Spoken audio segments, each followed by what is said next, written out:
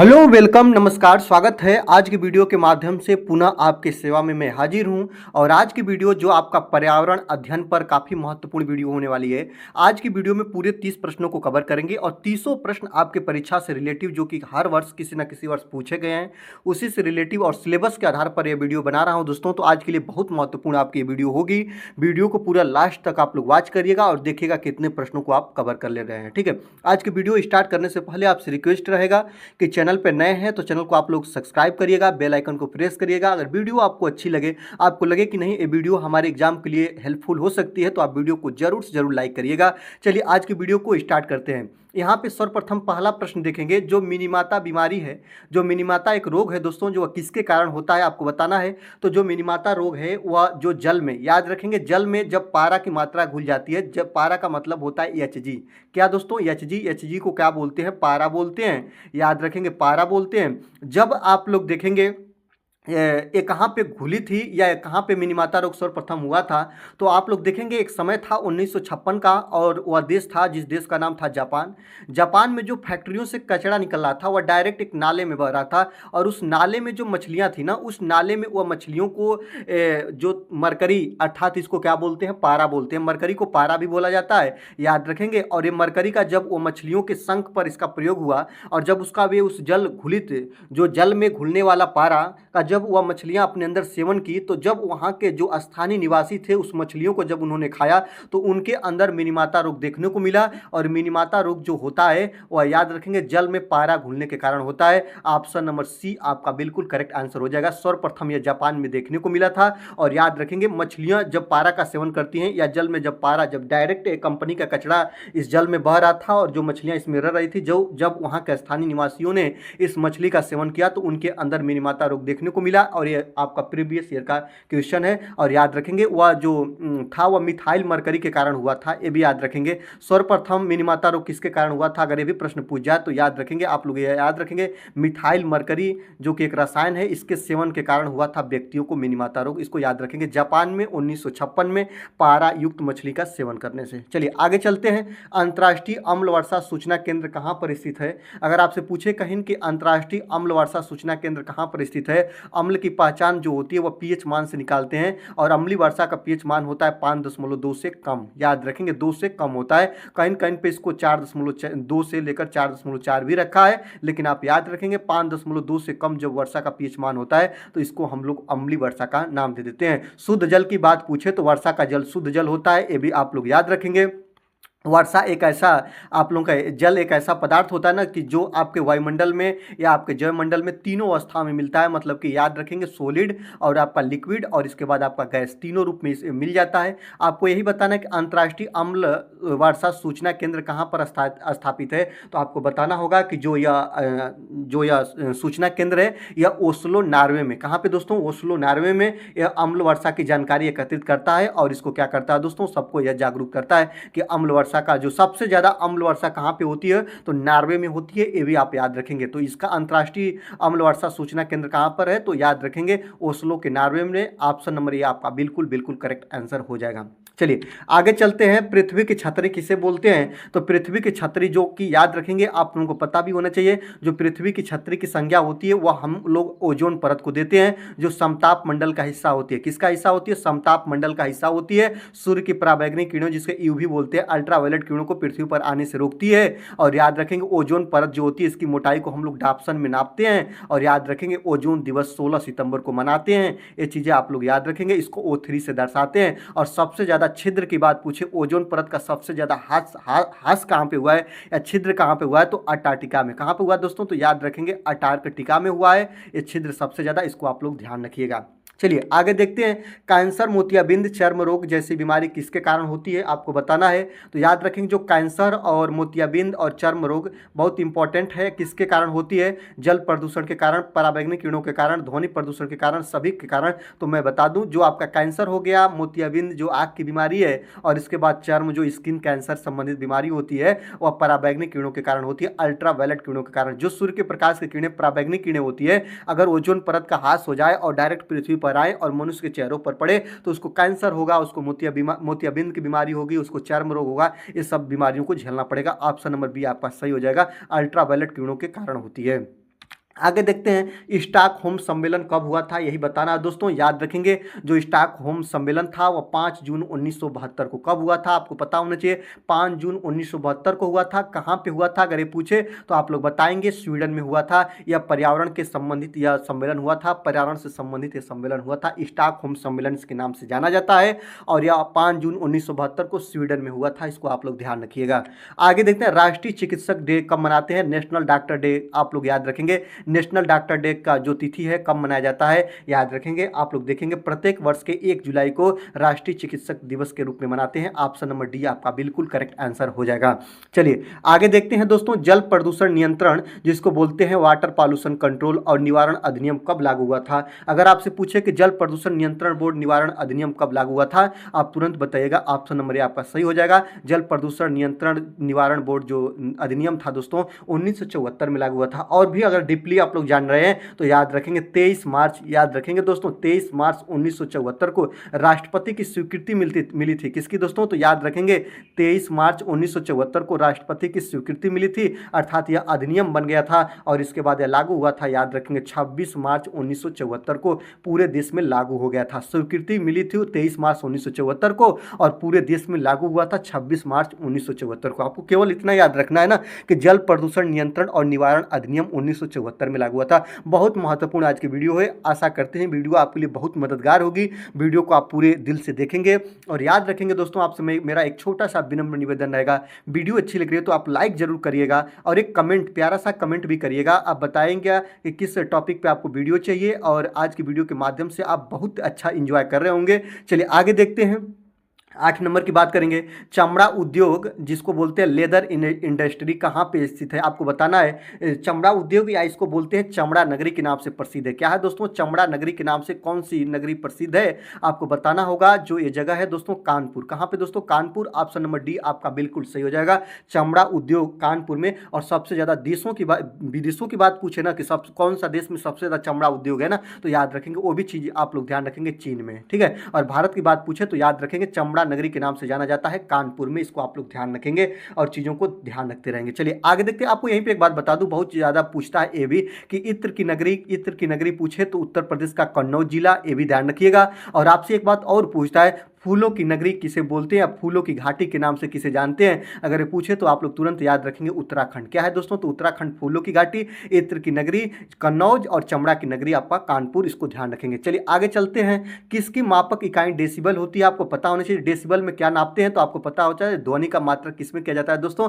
तो डेसिबल में साउंड की। ऑप्शन नंबर ये आपका बिल्कुल सही आंसर हो जाएगा। साउंड का मापन किसमें करते हैं, तो साउंड का मापन हम लोग डेसिबल में करते हैं। इसको स्मॉल डीबी से दर्शाते हैं, इसको आप लोग ध्यान रखिएगा, ये आपके लिए बहुत महत्वपूर्ण होगा। चलिए आगे देखते हैं। जल प्रदूषण को मापने के लिए कौन सा परीक्षण किया जाता है, अगर आपसे पूछे तो आप तुरंत बताइएगा जल प्रदूषण। याद रखेंगे जल प्रदूषण की माप किसके द्वारा करते हैं, तो बीओडी। याद रखेंगे बीओडी एक परीक्षण होता है। याद रखेंगे इसका फुल फॉर्म होता है बायोकेमिकल ऑक्सीजन डिमांड, जिसको बीओडी के नाम से जानते हैं। जो आप लोग देखेंगे biochemical oxygen demand, option number आपका सही हो जाएगा। याद रखेंगे इसमें हम लोग ये देखते हैं ना कि जल में घुली ऑक्सीजन की मात्रा की माप करते हैं। इसमें जिस जल में जितना अधिक ऑक्सीजन की मात्रा होगी वह जल उतना ही क्या होगा, शुद्ध होगा। याद रखेंगे, और कम होगी तो क्या होगा, प्रदूषित होगा। तो याद रखेंगे जब उसमें केमिकल घुल जाते हैं ना तो वह जल क्या हो जाता है, प्रदूषित कहलाता है। तो याद रखेंगे जल की प्रदूषण की माप हम बीओडी के माध्यम से करते हैं। इसका फुल फॉर्म बहुत ज्यादा पूछता है, बायोकेमिकल ऑक्सीजन डिमांड, इसको आप लोग याद रखेंगे। ऑप्शन नंबर आपका बिल्कुल बिल्कुल करेक्ट आंसर हो जाएगा।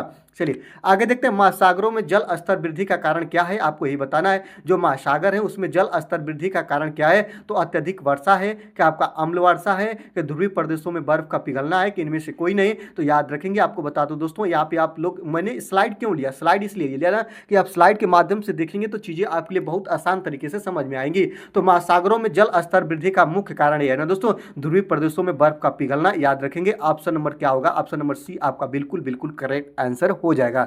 आगे देखते हैं भूमंडलीय तापन का कारण क्या होता है। तो जो भूमंडलीय तापन होते हैं जिसको हम लोग बोलते हैं, याद रखेंगे वायुमंडलित भूमंडलीय तापन में जैसे आप लोग इसको देखते हैं ना कि जो भूमंडलीय तापन का मुख्य कारण होता है ना, ये होता है आपका ग्रीन हाउस गैसें। क्या होती है दोस्तों? ग्रीन हाउस गैसें। और इसको हम लोग हरित गृह प्रभाव के नाम से जानते हैं। और जो ग्रीन हाउस गैसें होती है भूमंडलीय तापन का मुख्य कारण होती है। तो कार्बन डाइऑक्साइड में कमी होगा, ए होगा कि कार्बन डाइऑक्साइड में वृद्धि, ए होगा कि वनों में वृद्धि होगा, कि इनमें से कोई नहीं। हमको लग रहा है ऑप्शन नंबर बी आपका बिल्कुल सही आंसर हो जाएगा कि कार्बन डाइऑक्साइड गैस में वृद्धि होती है, ये भूमंडलीय तापन का सबसे बेस्ट कारण होता है। ऑप्शन नंबर बी आपका सही हो जाएगा। जिसको एक बात और याद रखेंगे, आपको बहुत ज्यादा कहीं पे लिखा हुआ मिल जाता है ग्लोबल वार्मिंग। याद रखेंगे क्या होता है दोस्तों? इसी को बोलते हैं हम लोग ग्लोबल वार्मिंग। ग्लोबल वार्मिंग का उत्तरदायी कौन है? तो ग्रीन हाउस गैसें हैं। ग्रीन हाउस गैसें में मुख्य रूप से क्या क्या आपसे पूछता है, आपको पता होना चाहिए। जो आपका N2O है वो हो जाएगा, आपका CO2 हो जाएगा, इसके बाद आप लोग याद रखेंगे आपका CFC गैस हो जाती है, और इसके बाद आपका मेथेन CH4 हो जाता है। इसको आप लोग याद रखेंगे, ये आपके लिए बहुत महत्वपूर्ण होता है, इसको आप लोग ध्यान रखिएगा। चलिए आपको अगर आगे ले चलेंगे दोस्तों, तो यहाँ पे आपको मैं आगे बताऊंगा।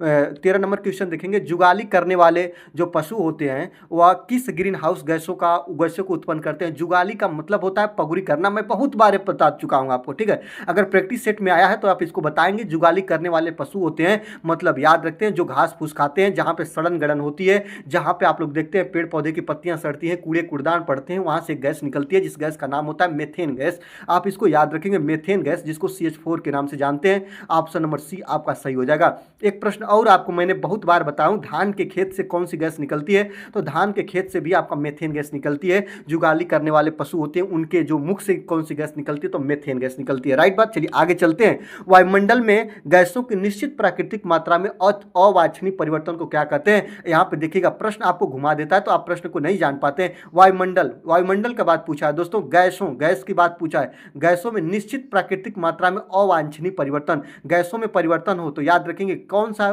प्रदूषण होगा? तो गैसों में परिवर्तन हो तो उसे हम लोग, मतलब वायु में परिवर्तन हो रहा है तो उसको हम लोग बोलेंगे वायु परिवर्तन। जल में परिवर्तन हो तो उससे बोलेंगे जल प्रदूषण। अगर ध्वनि की मात्रा बढ़े तो उसको हम लोग बोलेंगे ध्वनि प्रदूषण। और याद रखेंगे रेडियो तरंगे वहां पे अगर उत्सर्जित हो तो उसे बोलेंगे रेडियोधर्मी प्रदूषण। आप लोग सभी चीजों को ध्यान रखेंगे। अगर यहाँ पे वायुमंडल गैसों में परिवर्तन की बात पूछा है, मतलब गैस में का मतलब याद है आपको, पता है ना कि ऑक्सीजन में कमी हो जाए, आपका नाइट्रोजन में कमी हो जाए, आपका कार्बन डाइऑक्साइड में कमी बेसी हो जाए, आर्गन में कमी बेसी हो जाए, या गैसों का मात्रा लेवल घटने बढ़ने लगे, तो कौन सा होगा? तो वायु प्रदूषण होगा। ऑप्शन नंबर ए आपका बिल्कुल करेक्ट आंसर हो जाएगा। एक बार और रिक्वेस्ट करेंगे, वीडियो को जरूर से जरूर आप लोग लाइक करिएगा, क्योंकि आपका एक लाइक मुझे 1000 वीडियो बनाने के लिए मोटिवेट करता है। चलिए आगे देखते हैं। 15 नंबर की बात करेंगे। गंगा नदी को क्या घोषित किया गया? याद रखेंगे भारत की पवित्र नदियों में जाता है और भारत की राष्ट्रीय नदी इसे घोषित किया गया है। इसे राज्य नदी घोषित किया गया है कि राष्ट्रीय नदी की, आपका सरकारी नदी की कोई नहीं। आपको पता होना चाहिए कि गंगा नदी को राष्ट्रीय नदी का दर्जा प्राप्त है। ऑप्शन नंबर बी आपका बिल्कुल करेक्ट आंसर हो जाएगा। इसको आप लोग याद रखेंगे। जो इसकी लंबाई है, याद रखेंगे भारत की सबसे लंबी नदी के नाम से जानते हैं। 2525 किलोमीटर इसकी लंबाई है। आपको यह भी ध्यान रखना हो, इसे पवित्र नदी का दर्जा भी प्राप्त है और भारत का राष्ट्रीय नदी घोषित किया गया है। किसने घोषित किया अगर आपसे पूछे तो आपको याद होना चाहिए कि मनमोहन सिंह। याद रखेंगे मनमोहन सिंह ने, प्रधानमंत्री मनमोहन सिंह ने इसे घोषित किया था। कब किया था? तो याद रखेंगे 15 नवंबर 2008 को। कब किया था? तो 15 नवंबर 2008 को राष्ट्रीय नदी का दर्जा प्राप्त किया गया गंगा नदी को। ऑप्शन नंबर बी आपका बिल्कुल करेक्ट आंसर हो जाएगा। आगे देखते हैं। किस देश में सर्वाधिक अम्लीय वर्षा होती है? आपको तो मैंने पहले बता दिया था कि आपको ओस्लो नॉर्वे, याद रखेंगे यहाँ पे वो दोस्तों, याद रखेंगे नॉर्वे, यहीं पे इसका जो दोस्तों याद रखेंगे इसकी अम्ल वर्षा की जांच का एक केंद्र भी है। ऑप्शन नंबर सी आपका बिल्कुल करेक्ट आंसर हो जाएगा। और अम्ल वर्षा का जो आपको पता होना चाहिए ना कि अम्ल वर्षा जो होता है ना, अम्लीय वर्षा जो होता है ना, इससे जो आपके शरीर पे इसका जो ब्लड का है दोस्तों, जल पड़ता है ना, तो आपका स्क्रीन की बीमारी या स्क्रीन पे धुंधले या स्क्रीन के कैंसर संबंधित बीमारियों का सामना करना पड़ता है। और जो अपने देश की इमारत है ना जिसका नाम है ताजमहल, याद रखेंगे ताजमहल, आगरा का ताजमहल का दिन प्रतिदिन रंग धूमिल हो रहा है जो अम्लीय वर्षा के कारण। इसको ध्यान रखेंगे। अम्लीय वर्षा में कौन सी गैसें विखंडित होती है? तो SO2 होती है। इसको आप लोग ध्यान रखिएगा, सबसे ज्यादा SO2 इसमें पाई जाती है। चलिए आगे देखते हैं। डाप्सन इकाई क्या है? तो यह आपको पता है ना, ओजोन परत की मोटाई को नापते हैं डाप्सन इकाई में। ऑप्शन नंबर सी आपका बिल्कुल सही हो जाएगा। जो ओजोन परत होती है अल्ट्रावायलेट किरणों को, सूर्य की पराबैंगनी किरणों को पृथ्वी पर आने से रोकती है। इसके ओजोन दिवस 16 सितंबर को मनाते हैं, O3 से दर्शाते हैं। राइट बात, बहुत चीज़ें आपको बता दिया हूँ इसके बारे में। चलिए आगे देखते हैं, त्वचा कैंसर किन किरणों के कारण होता है? तो मैं तो बता दिया ना, बार बार बता रहा हूँ दोस्तों, पराबैंगनी किरणों के कारण होता है। ऑप्शन नंबर सी आपका बिल्कुल सही हो जाएगा। सूर्य की पराबैंगनी किरणें जब पृथ्वी पर आती हैं तो इसको ओजोन परत रोक लेती हैं। अगर ओजोन परत नहीं रोकती तो त्वचा कैंसर, मोतियाबिंद और इस सब बीमारियों का सामना करना पड़ता। आगे देखते हैं, निम्न में से कौन सा वाहनों के लिए सबसे कम प्रदूषक ईंधन है? याद रखेंगे, वाहनों में प्रयोग किया जाता हो और प्रदूषण सबसे कम फैलाता हो, उसका नाम क्या है? आपको मैंने बार बार बोला, पेट्रोल है कि डीजल है कि द्रवित पेट्रोलियम गैस है कि संपीड़ित प्राकृतिक गैस है। यहाँ से आप लोग देखेंगे एलपीजी का फुल फॉर्म होता है द्रवित पेट्रोलियम गैस या लिक्विफाइड पेट्रोलियम गैस, ये भी ध्यान रखिएगा।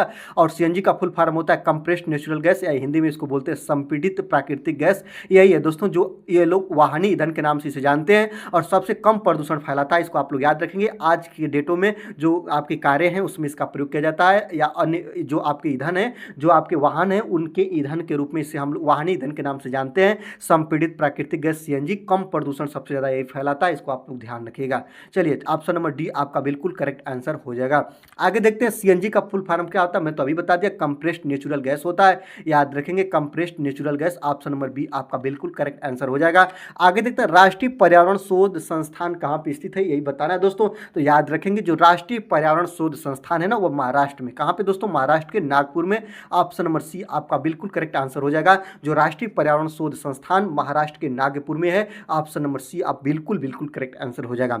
आगे देखते हैं, केंद्रीय प्रदूषण नियंत्रण बोर्ड मुख्यालय कहाँ है? एक प्रश्न यहाँ से बहुत ज्यादा बनता है कि याद रखेंगे प्रदूषण का सब जांच कौन करता है, या प्रदूषण की जांच करने का भारत में कौन सी संस्था है? तो केंद्रीय प्रदूषण नियंत्रण बोर्ड है, इसको आप लोग एक नंबर का ये याद रखिएगा। केंद्रीय प्रदूषण नियंत्रण बोर्ड जो भारत में प्रदूषण की माप या जांच करती है, और इसका मुख्यालय पूछे तो नई दिल्ली है। ऑप्शन नंबर सी आपका बिल्कुल बिल्कुल करेक्ट आंसर हो जाएगा। पॉल्यूशन का मापन जो करती है भारत में केंद्रीय प्रदूषण नियंत्रण बोर्ड, और इसकी संस्था का कार्यालय नई दिल्ली में उपस्थित है। ऑप्शन नंबर सी आप बिल्कुल करेक्ट मानिएगा। चलिए आगे देखते हैं, पर्यावरणीय समस्या का उदाहरण है। तो पर्यावरणीय समस्या का उदाहरण इनमें से क्या है, आपको यही बताना है। ओजोन स्तर का ह्रास ये है कि अम्लीय वर्षा ये है कि हरित गृह प्रभाव ये है कि उपरोक्त सभी है? आप बताएंगे दोस्तों। ओजोन पर्यावरणीय समस्या का उदाहरण ओजोन परत का ह्रास, ये भी बिल्कुल सही है। अम्लीय वर्षा होगी तभी भी पर्यावरण समस्या होगा, हरित गृह प्रभाव होगा तभी भी होगा दोस्तों। ग्लोबल वार्मिंग जिसे आप लोग बोलते हैं वायुमंडलीय तापमान का बढ़ जाना, याद रखेंगे। ऑप्शन नंबर डी आपका बिल्कुल करेक्ट आंसर हो जाएगा। पर्यावरणीय समस्या का उदाहरण ये तीनों हैं, याद रखेंगे। वनों की कटाई करिएगा तभी भी पर्यावरणीय समस्या होगा, कचरा का प्रदूषण ये भी होगा, औद्योगिक प्रदूषण ये भी होगा, वाहनों का प्रदूषण ये भी होगा, ओजोन स्तर का ह्रास होगा तभी भी होगा, अम्लीय वर्षा होगी तभी भी होगा, हरित गृह प्रभाव होगा तभी भी होगा। ये सब पर्यावरणीय समस्या के उदाहरण हैं। ऑप्शन नंबर डी आप सही मानिएगा। वीडियो अच्छी लग रही है तो वीडियो को जरूर से जरूर लाइक करिएगा। चैनल पे अभी आपने नए हैं, सब्सक्राइब नहीं किया है दोस्तों तो सब्सक्राइब कर लीजिए, क्योंकि यहाँ पे क्लास का सिलसिला कभी नहीं समझ क्षमता है, और आपको हरदम एक नई नई क्लास और नए नए टॉपिक पे वीडियो मिलेगी जो आपके परीक्षा के लिए काफ़ी महत्वपूर्ण होगी और हेल्पफुल होगी। जिस प्रकार मैं आपकी मदद कर रहा हूँ उस तरह आप लोग मेरी भी मदद करिए। चलिए आगे देखते हैं, 24 नंबर की बात करिएगा दोस्तों। 24 नंबर क्या है कि पर्यावरण संरक्षण का अर्थ क्या होता है? पर्यावरण संरक्षण, पर्यावरण का आप लोग देखिए ना, परिधान के आवरण होता है। परि का मतलब होता है चारों तरफ से, आवरण का मतलब होता है घेरे हुए। जो हमको चारों तरफ से घेरे हुए है ना, उसी को हम लोग पर्यावरण बोलते हैं। और पर्यावरण संरक्षण का अर्थ क्या होता है? तो आर्थिक संसाधनों का संरक्षण, के प्राकृतिक संसाधनों का संरक्षण, के सांस्कृतिक संसाधनों का संरक्षण, के उपरोक्त सभी। याद रखेंगे जितने मेरे साथी दिख रहे हैं उसमें से 60% लोग होंगे जो ऑप्शन नंबर डी को मानेंगे, लेकिन ऑप्शन नंबर डी आपका बिल्कुल गलत है। यह पर्यावरण संरक्षण का अर्थ नहीं है। पर्यावरण संरक्षण का एक अर्थ है ना दोस्तों, प्राकृतिक संसाधनों का संरक्षण। ऑप्शन नंबर बी आपका बिल्कुल सही हो जाएगा। ये बात को याद रखेंगे, यह आपका प्रीवियस ईयर में बना हुआ प्रश्न है। जब ये प्रश्न बना था तो सब लोग ऑप्शन नंबर डी के साथ गए थे, विवादों में प्रश्न था, लेकिन याद रखेंगे आयोग ने ऑप्शन नंबर बी को ही अंत तक सही माना। ऑप्शन नंबर बी आपका बिल्कुल सही आंसर हो जाएगा। यहाँ पे क्यों किया गया आप लोग देख लीजिए भी, आर्थिक संसाधनों का संरक्षण। तो आर्थिक संसाधनों का संरक्षण पर्यावरण संरक्षण का अर्थ नहीं है। सांस्कृतिक संसाधनों का संरक्षण यह भी पर्यावरण संरक्षण का अर्थ नहीं है। याद रखेंगे, बहुत लोग ऐसा कहेंगे कि सांस्कृतिक के द्वारा हम लोग पर्यावरण को संरक्षित कर सकते हैं या संसाधनों का कम करके हम लोग कर सकते हैं, लेकिन नहीं। आयोग ने और एनसीईआरटी के अकॉर्डिंग इसका ऑप्शन नंबर बी ही सही है। इसलिए आप लोग इसका प्रश्न का लेने का मतलब यही था कि आप लोग इस प्रश्न को जाने कि कैसे प्रश्न पूछते हैं। ठीक है, चलिए आगे देखते हैं कि आपका है कि काकरापार परमाणु शक्ति केंद्र का किस राज्य में स्थित है, आपको ही बताना दोस्तों। काकरापार परमाणु शक्ति जो केंद्र है ना दोस्तों, वह कहाँ पे है, तो मध्य प्रदेश में कि तमिलनाडु में कि महाराष्ट्र में कि गुजरात में, तो याद रखेंगे जो आपका काकरापार परमाणु शक्ति केंद्र है वह गुजरात राज्य में है, याद रखेंगे गुजरात में है। जो आप लोग चित्र भी देख रहे हैं यही है दोस्तों काकरापार एटॉमिक पावर प्लांट 3, इसको याद रखेंगे। यही परमाणु शक्ति केंद्र है जो कहाँ पे है दोस्तों, तो स्थित है तो भारत के गुजरात में। ऑप्शन नंबर डी आपका सही आंसर हो जाएगा। आगे देखते हैं, पृथ्वी के वायुमंडल के औसत तापमान पर ग्रीन हाउस गैसों का क्या प्रभाव पड़ता है, याद रखेंगे। जो पृथ्वी के वायुमंडल के औसत तापमान पर जो ग्रीन हाउस गैसें होती हैं इनका क्या प्रभाव पड़ता है, मैं आपको एक बता दे रहा हूं, आप लोग देखिएगा।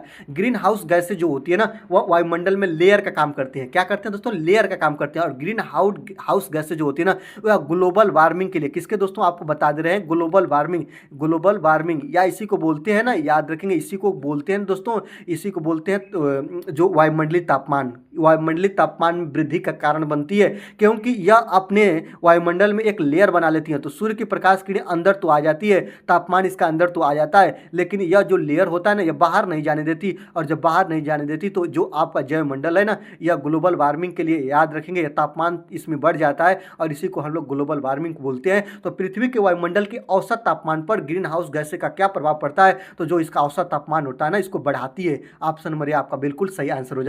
तो जो ग्लोबल वार्मिंग होती है ना, जो ग्लोबल वार्मिंग जो हरित गृह गैसें होती है ना, यह पृथ्वी के तापमान को बढ़ाने का कार्य करती है, इसलिए इसको ग्लोबल वार्मिंग बोलते हैं, याद रखेंगे। ऑप्शन नंबर आपका बिल्कुल सही आंसर हो जाएगा। आगे देखते हैं 27 नंबर की बात बोलिएगा दोस्तों, ओजोन परत के क्षरण के लिए मुख्य रूप से कौन सी गैसें जिम्मेदार हैं, याद रखेंगे। तो ओजोन परत होता है ना, ओजोन परत के क्षरण के लिए, क्षरण का मतलब होता है दोस्तों नुकसान, याद रखेंगे। ओजोन परत का नुकसान किससे हो रहा है, तो घर में जो रेफ्रिजरेटर है ना, जो आपको पता होना चाहिए, जो आपका रेफ्रिजरेटर है या जिसको हम लोग बोलते हैं दोस्तों तापमान निषेध यंत्र, इनसे जो गैसें निकलती है ना जिसका नाम है दोस्तों क्लोरोफ्लोरो, याद रखते हैं क्लोरोफ्लोरोकार्बन, C4 या फ्लोरीन और C4 इसी को बोलते हैं क्लोरीन, फ्लोरीन और कार्बन को क्लोरोफ्लोरोकार्बन का नाम दे देते हैं। और यह जो होता है ना रेफ्रिजरेटर से निकलता है। ऑप्शन नंबर बी आपका सही हो जाएगा। और ओजोन परत को सबसे ज़्यादा क्षरण यही पहुंचाता है, ये बात को ध्यान रखिएगा। 28 नंबर की बात करते हैं कि निम्नलिखित तत्वों में से कौन सा स्थल मंडल में सबसे बड़ा घटक है, यही बताना है दोस्तों। सबसे बड़ा घटक की बात पूछा, स्थल मंडल में ऑक्सीजन है कि आपका सिलिकॉन है कि कार्बन डाइऑक्साइड है कि आपका एल्युमिनियम है, याद रखते हैं सबसे ज़्यादा जो पाया जाता है इनमें ऑक्सीजन पाया जाता है 20.95%, या इसी को 21% का नाम दे देते हैं, इतना परसेंट अपने वायुमंडल में पाया जाता है। नाइट्रोजन आपका 78%, अदर गैसें 1%, जिसमें आप हमको याद रखना चाहिए CO2 पूछ देता है 0.34%, और जो आपका आर्गन होता है ना 0.93% पाया जाता है आपके वायुमंडल में, इसको आप लोग ध्यान रखिएगा, आपके लिए बहुत महत्वपूर्ण है। अगर बहुत ज़्यादा आप लोग याद रखेंगे तो नाइट्रोजन जो होता है ना 78.08% या 0.9% भी पाया जाता है, इसको आप लोग ध्यान रखिएगा, बहुत आपके लिए महत्वपूर्ण है। एक बार तो एक प्रीवियस ईयर का आप लोग एनालिसिस करिएगा तो आपको मिलेगा वायुमंडल में कौन सी दो गैसें 99% का हिस्सेदार होती हैं, तो आपका ऑक्सीजन और नाइट्रोजन जो दोनों मिलकर 99% है। एक बार का आपका प्रीवियस ईयर का प्रश्न है, यूपी टेट का ही, आप लोग ध्यान रखेंगे। चलिए आगे देखते हैं, विश्व पृथ्वी दिवस कब मनाया जाता है। 29 नंबर क्वेश्चन को देखेंगे कि विश्व पृथ्वी दिवस, मैं बहुत बार बातें बता चुका हूं दोस्तों कि जो विश्व पृथ्वी दिवस है ना वह प्रत्येक वर्ष के 22 अप्रैल को मनाई जाती है। कब दोस्तों, 22 अप्रैल को। और 22 मार्च को क्या मनाते हैं, तो जल दिवस के रूप में मनाते हैं। 22 मार्च को पूछे तो जल दिवस, और 20 अप्रैल को पूछे तो आप तुरंत बताइएगा पृथ्वी दिवस, विश्व पृथ्वी दिवस के नाम से हम मनाते हैं, इसको आप लोग ध्यान रखेंगे। आगे देखेंगे वर्ल्ड नो टबैको डे, जिसको बोलते हैं दोस्तों, वर्ल्ड नो टबैको डे को बोलते हैं हिंदी में तंबाकू निषेध दिवस। क्या बोलते हैं हिंदी में, ध्यान रखेंगे, तंबाकू निषेध दिवस इसी को बोलते हैं, याद रखेंगे दोस्तों, तंबाकू निषेध दिवस के रूप में मनाते हैं। और कब मनाते हैं आपको यही बताना है, तो प्रत्येक वर्ष के 31 मई को वर्ल्ड नो टबैको डे या तंबाकू निषेध दिवस के रूप में मनाते हैं। ऑप्शन नंबर सी आपका बिल्कुल सही आंसर हो जाएगा। यहाँ पे देख रहे हैं दोस्तों सिगरेट है, 31 मई को मनाते हैं, यहाँ पे याद रखेंगे तंबाकू निषेध दिवस, याद रखें कम से कम संख्या में तंबाकू का सेवन किया जाए,